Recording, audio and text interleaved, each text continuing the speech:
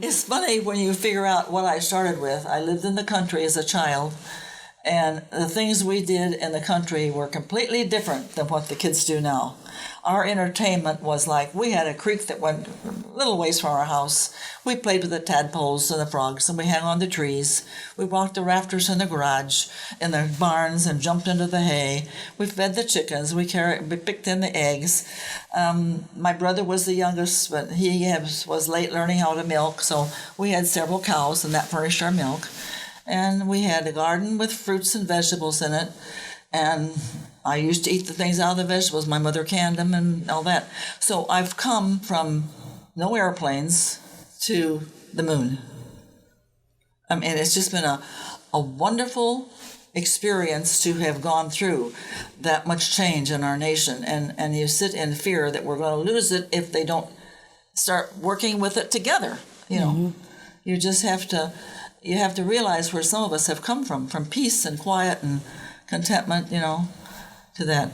My grandmother, Anna Gugerty, she lived on the farm, and she took eggs and milk into the Dominican Sisters in Jacksonville by foot, 15 miles, on horseback, or sometimes she'd get a ride in a carriage if somebody was going that way. Mm-hmm.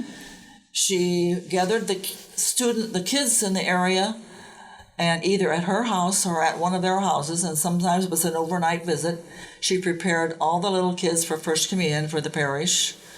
She prepared all the kids for confirmation in the parish. And just so we're clear, so she was not a sister. No. She was just a laywoman, mom, right, a neighbor who took care of the community. Mm-hmm, mm-hmm, mm-hmm.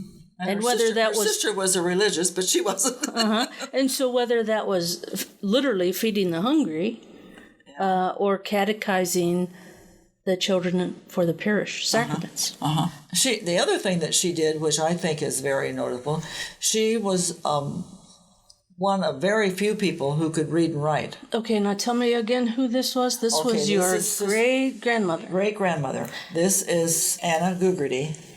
Had some education in New York before they came to the country area of Jacksonville, okay? And so she would read the legal documents for a lot of the men that they couldn't understand what they wanted. She would help them write letters for things. She was the interpreter for anybody that had a problem with the language, because most of them were Irish, but there were a few Germans.